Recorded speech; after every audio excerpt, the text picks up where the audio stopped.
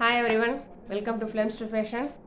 So இன்றைக்கி நான் என்னை பற்றி தான் பேச வந்திருக்கிறேன். என்ன அப்படின்னாக்கா, ஒரு கட்டத்தில் இந்த ஃபயர் ஆக்சிடெண்ட் ஆனதுக்கு அப்புறமேலுக்கு நான் யாரெல்லாம் நம்பி இருந்தனோ அவங்க என்னை விட்டு விலக ஆரம்பித்தாங்க. ஸோ இது வரைக்கும் அவங்கள டிபெண்ட்டாக தான் நான் வாழ்ந்துட்டு இருந்தேன் நான். ஸோ அவங்க எல்லாருமே என்னை ஒரு பாரமாக நினச்சி விலகி போக ஆரம்பித்தாங்க. ஒரு சப்போர்ட்டும் கொடுக்கல, ஒரு எமோஷனல் சப்போர்ட் இல்லை, ஒரு ஃபினான்ஷியல் சப்போர்ட்டு கிடையாது. எல்லாருமே என்னை ஒரு பாரமாக நினச்சி விலக தான் ஆரம்பித்தாங்க. ஸோ எனக்கு பயமாயிடுச்சு. அது வரைக்கும் நான் டிபெண்டடாகவே வளர்த்துட்டு நான் சொல்கிறதான் கேட்கணும், நான் சொல்கிறதான் நீ செய்யணும் அப்படின்னு டிபெண்டடாகவே என்னை வச்சுருந்துட்டு ஒரு கட்டத்தில் நீயே உன் வாழ்க்கை பாரு அப்படின்னு அப்படியே அம்போன்னு விட்டுட்டு போயிட்டாங்க.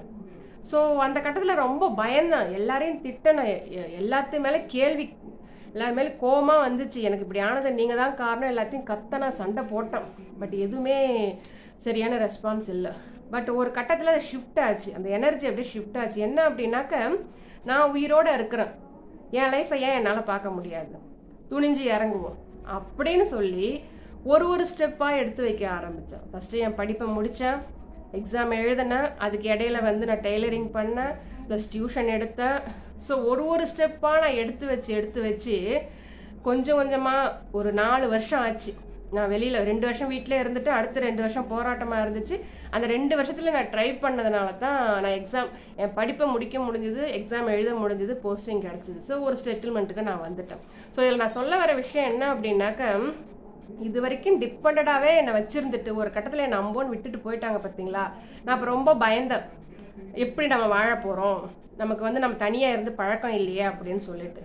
பட் ஆனால் இப்போ நான் அதை உணர்றேன், என் வாழ்க்கை ஏன் அவங்கள என்னை விட்டு பிரிச்சுது அப்படின்ட்டு. அதுக்கப்புறம் தாங்க எனக்கே தெரிஞ்சுது நான் எவ்வளோ ஸ்ட்ராங்கானவ, என் லைஃப்பை என்னால் எவ்வளோ ஸ்ட்ராங்காக ஹேண்டில் பண்ண முடியும், அந்த தைரியம் எனக்குள்ளே எவ்வளோ இருக்குது அப்படின்றது நான் இறங்கி போராட ஆரம்பித்ததுக்கு அப்புறமேலுக்கு தான் எனக்கு தெரிஞ்சுது. அதுக்கப்புறம் அந்த தைரியத்துக்கு அளவே இல்லைங்க. ஒவ்வொருத்தரும் எதுக்கு ஆரம்பித்தேன், அது வரைக்கும் நான் பயந்துட்டு இருந்தேன். நான் ஒவ்வொருத்தர் கேட்குற கேள்விக்கும் ஒவ்வொருத்தருக்கும் பதில் சொல்ல வேண்டியது இருக்குன்ட்டு நான் பயந்துட்டு இருந்தேன். பட் ஆனால் அவங்க என்னை பாரமாக நினச்சி விட்டு விலகி போயிட்டாங்க இல்லைங்களா. நான் ஒரு ஸ்டேஜுக்கு வந்துட்டேன் இல்லைங்களா. இப்போ அவங்களால என் முன்னாடி நின்று பேசவே முடியல, என்ன ஃபேஸ் பண்ண அவங்களுக்கு தைரியம் கிடையாது. ஸோ நான் இப்போ உண்மையிலேயே அது நல்லதாக தான் நினைக்கிறேன். அவங்க சப்போஸ் அப்படி என்னால் என்னை விட்டுட்டு போகாமல் இருந்திருந்தாங்க அப்படின்னாக்க இன்னமும் நான் அவங்களுக்கு டிபெண்டடாக தான் இருந்திருப்பேன்னு. இவ்வளோ இண்டிபெண்ட்டாக ஒரு சுயமாக நின்று ஒரு லேடியாக எப்படி சொல்கிறதுன்னு தெரில எனக்கு. ஒரு தைரியமான ஒரு பெண்ணாக இந்த சமுதாயத்தில் என்னால் நடமாட முடியுது, ஒரு மரியாதைக்குரிய பெண்ணாக என்னால் இருக்க முடியுது, ஒரு ஸ்டேட்டஸோடு என்னால் இருக்க முடியுது அப்படின்னாக்க அந்த தனியாக என் வாழ்க்கை என்னை தனியாக அடிச்சுட்டு வந்தது தான் காரணம்.